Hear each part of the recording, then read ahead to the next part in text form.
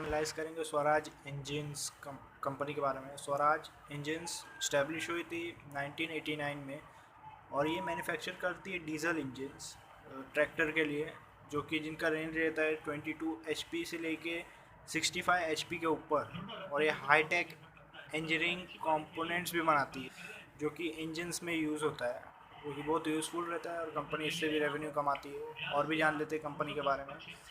Company का market cap 2150 crore rupees है और अभी जो प्राइस चल रहा है 1770 रुपीज़ है। और पीई कंपनी का 18.2 है और बुक वैल्यू 231 रुपीज़ का है। ROCE 48.1% है, जो कि बहुत अच्छा है। ROE 35.7% है। और डेप्थ कंपनी के पास है ही नहीं, डेप्थ इक्विटी ज़ीरो है। प्रॉफिट आफ्टर टैक्स कंपनी ने 118 करोड़ रुपए कमाया है इस साल। और EPS इस दौरान रहा कंपनी का 97.5 रुपीज़ का। और डेप्थ ज़ीरो है। कैश और बैंक बैलेंस, जिसको हम लोग कैश इक्विवेलेंट बोलते हैं, 117 करोड़ है, जो कि अच्छा है। और कंपनी ने टोटल सेल किया इस साल 987 करोड़ का। और टोटल एसेट कंपनी के पास 458 करोड़ का है। और ये कंपनी और भी ग्रो करेगी क्योंकि क्वार्टरली ये परफॉर्म कर रही है और रिज़ल्ट भी इन लोग का अच्छा ही आ रहा है। और क्वार्टर दर क्वार्टर क्वार्टरली रिजल्ट देख लेते हैं।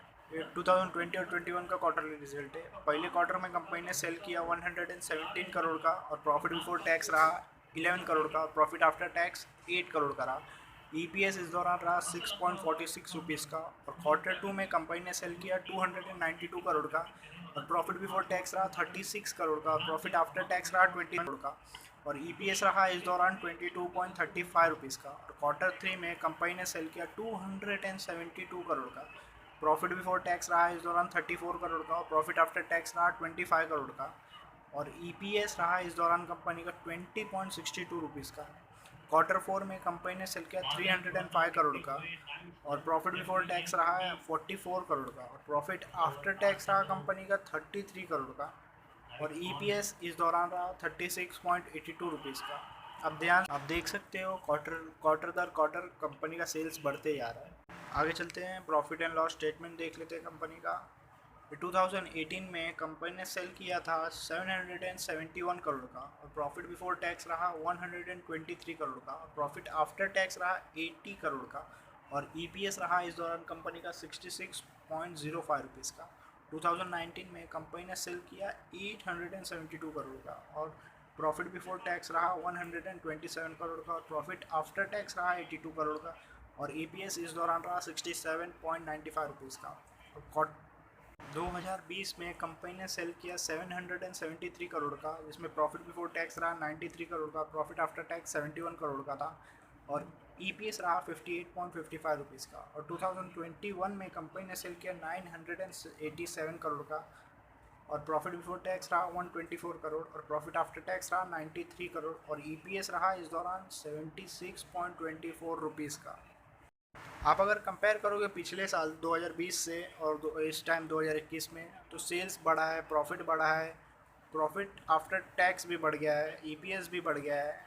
तो इस बात का संकेत है कि ये अगर आप मार्केट में पैसा इन्वेस्ट करना चाहते हो तो आप डीमैट अकाउंट खोल सकते हो एंजल ब्रोकिंग के साथ। 0 रुपीज़ में आपका डीमैट अकाउंट खुल जाएगा। 1 साल तक कोई भी एनुअल मेंटेनेंस चार्ज नहीं लगेगा।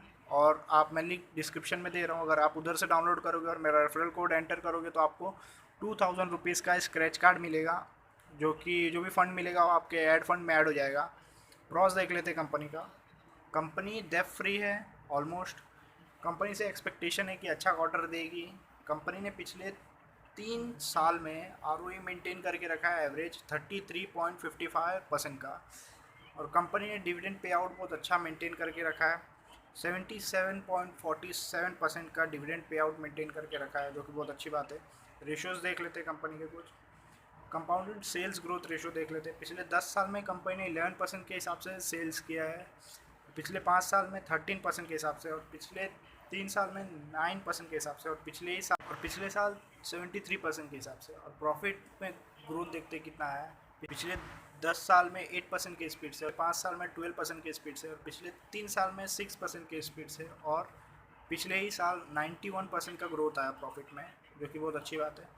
स्टॉक का प्राइस देख लेते कैसा मूव किया है। अगर आप 10 साल पहले खरीद लेते तो आपको 15% कंपाउंडेड एनुअल ग्रोथ रेट मिला रहता है, और पिछले 5 साल में 9% का, और पिछले 3 साल में 2% का, और पिछले साल 17% का। रिटर्न ऑन इक्विटी देख लेते हैं, पिछले 10 साल में कंपनी ने 29% के हिसाब से रिटर्न ऑन इक्विटी दिया है, जो कि बहुत अच्छी बात है। पिछले 5 साल में 31% के स्पीड से, और पिछले 3 साल में 34, और पिछले ही साल लगभग 36% का रिटर्न ऑन इक्विटी जनरेट किया है कंपनी ने। शेयर होल्डिंग पैटर्न देख लेते हैं कंपनी का। आप देख सकते हो शेयर होल्डिंग पैटर्न, प्रमोटर्स का कंपनी में अच्छा खासा होल्डिंग है, 52.15% का होल्डिंग है, और फिल्स का भी अच्छा खासा होल्डिंग है, फॉरेन इन्वेस्टर लोग का 1.86% का होल्डिंग है। और फिर इंस्टीट्यूट का देख सकते हो 10.68% का होल्डिंग है, और पब्लिक 35.31% का होल्डिंग है, जो कि अच्छी बात है।